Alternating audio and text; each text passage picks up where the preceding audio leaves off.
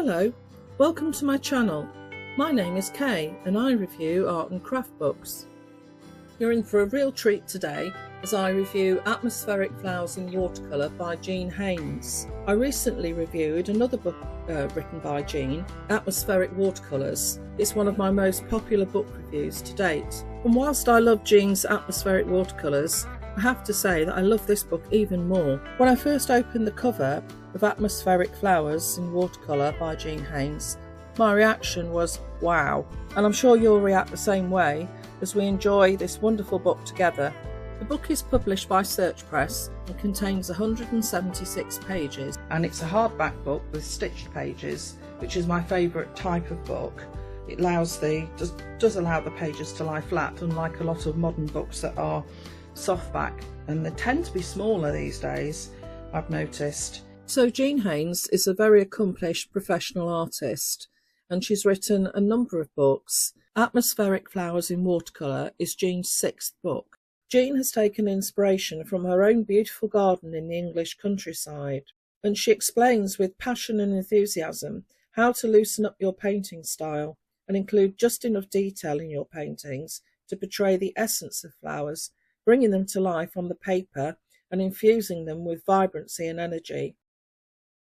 Isn't this painting called Dancing Sunshine absolutely gorgeous? In this beautiful book, Jean wants to show you why painting flowers has been such a wonderful and enriching part of her life for so long. Over the next few pages, Jean explains what we're going to need, and this is more than just material items. So the bare necessities, what we need to achieve successful paintings, is quality painting time, quiet time where we can concentrate, along with enthusiasm and passion, observation and patience, and if we're lucky, a designated painting space. Jean says, I think we can all agree that you cannot buy any of the elements mentioned, but you can buy the materials in the pages to follow.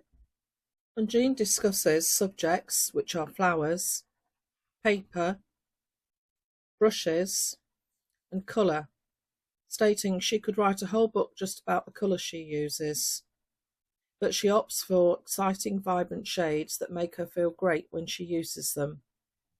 In the All About Colour section, Jean explains how to match colour to life and about matching colour to photograph, and demonstrates working with neat pigment directly on the paper, which keeps your colours clean and fresh, and also working with water.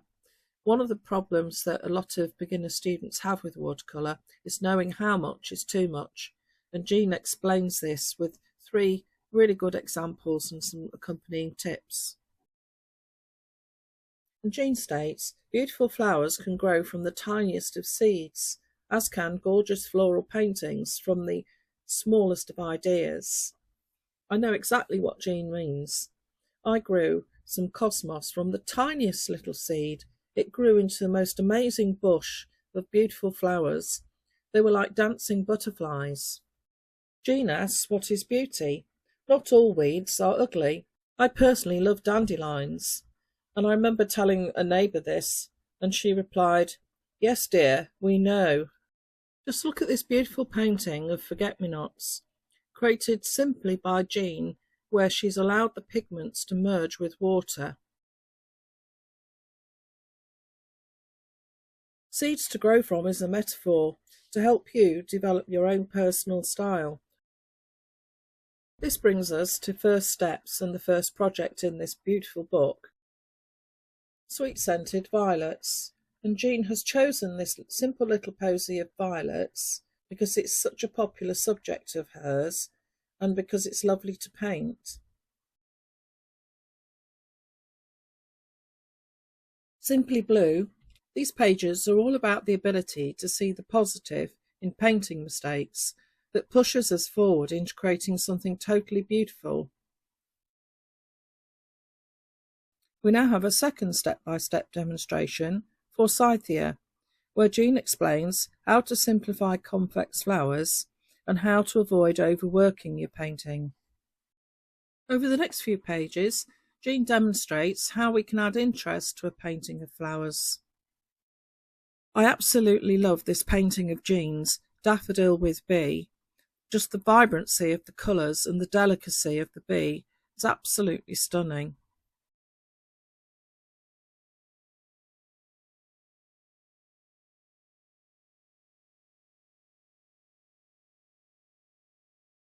The All Things White and Beautiful section looks at all the intriguing aspects of creating white floral subjects in art. And we have a step-by-step demonstration painting bindweed. Let's look at the beautiful painting of Jean's. Here Jean provides some tips for painting roses and some excellent advice for simplifying complicated shapes. Jean challenges you to create a painting with white flowers and lists some very important points for you to consider. Jean provides a beautiful demonstration of painting lupins as an exercise in showing you how to paint tall flowers, and then leads you into adding colour, accompanied by a stunning demonstration in how to paint magnolias, and summarises this chapter by saying painting white subjects, whether they are partly white or totally devoid of colour, brings incredible pleasure to the artist, yearning to make a painting that bursts with light.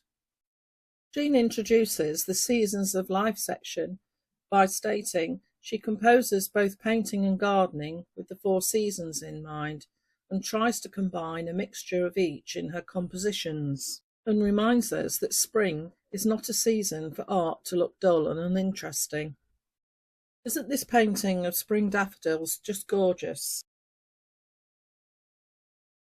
In this next step-by-step demonstration, Single Primrose, Jean instructs us on the value of observation and shows us how we can paint flowers from a colourful first wash, and shares one of her techniques for painting clusters of flowers, such as the primroses, and issues you another painting challenge and asks you, following the previous tips on painting primroses, how would you approach painting the primroses in this photograph?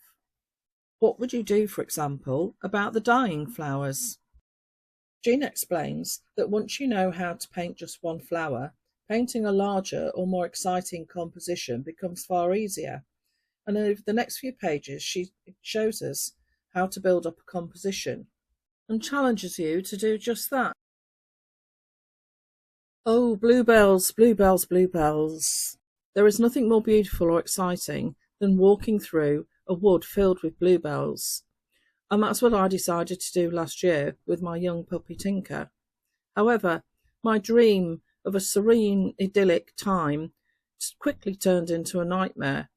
Tinker was so excited, he literally squealed his head off for miles.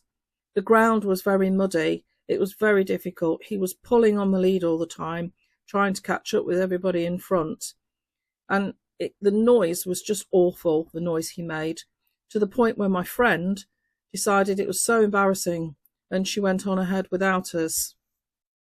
At least I have a collection of wonderful photographs, so I can try and paint something as beautiful as Jean's wonderful painting entitled Bluebells in a Woodland Scene.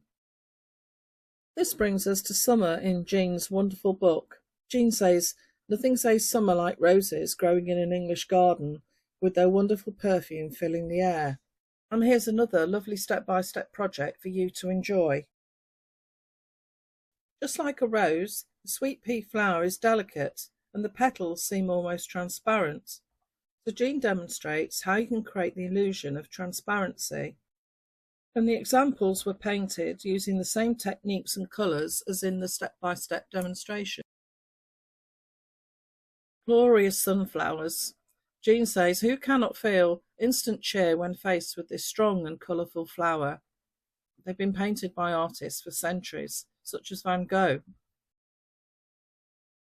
And Jean shares with us how to add interest, such as in Sunflower and Bees, this glorious painting on the left. This brings us to the section on autumn, where we can learn how to paint fruit, berries and seed heads. Autumn is Jean's favourite time of year. She adores painting with reds, golds and orange shades, so it's the perfect time to indulge herself. Winter for Jean is a time when she can reflect on her art and plan the year ahead, a time where she recharges her artistic batteries.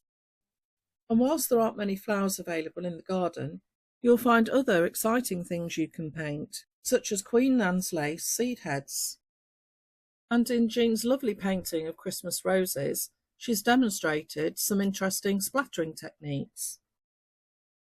And a step-by-step demonstration, holly and berries. And over the page, Jean has added a robin. Isn't that a delightful painting? We now come to the final section of the book, which Jean has entitled The Journey. Just look at this vibrant, colourful double-page spread. And Jean is asking you at this stage of her book to paint with your soul rather than your mind. She asks you to follow your heart and allow yourself to use your own imagination. She encourages you to experiment with washes and try your hand at some abstract impressions. Jean states, abstract painting is not only refreshing, it is energising, freeing, and it lifts your soul.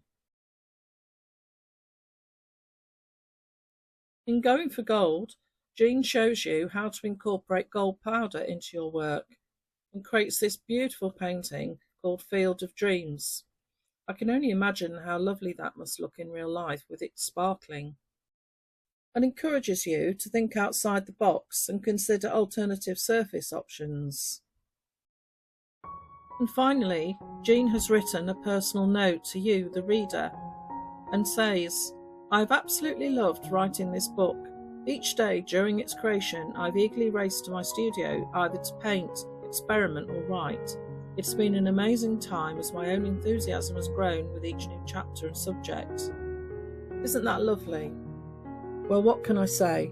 I cannot praise this book highly enough. So what do you think about this exquisitely beautiful book? Will you be buying a copy for yourself? Please let me know in the comments below. I'd be really interested to hear. The book contains some very exciting techniques and reinforced throughout the book with Jean's positive advice and encouragement. There are 176 pages in this book, and every single one is jam-packed with information and advice. Jean Haines' book is more than a nice to have, it's an investment in your future as an artist.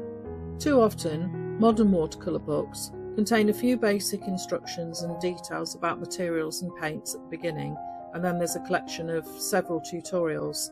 But Jean's book is far more than this. It's an entire workshop, an entire course in a book, and I strongly recommend that you get yourself a copy. I know you won't be disappointed. I've put links in the description below as to where you can buy a copy, and also a few links to some other books by Jean Haines. And in the description, there's a little bit about Jean Haines as an author. There's a link to her website and her blog, and a link to her online watercolour school, not to mention all her socials such as Facebook, Instagram and Pinterest. I hope you found my review helpful. If you did, please give this video a like. It helps YouTube promote my channel to other people who are interested in art books. I try and post a new art book review every single week, so if you'd like to see more reviews from me, please subscribe to my channel. I'd really appreciate it. And if you found this review helpful, please leave me a comment below. I do reply to all comments. And if there's an art book that you'd like to see, let me know and I will do my best to review it for you. So thank you for watching, and until next time, happy painting.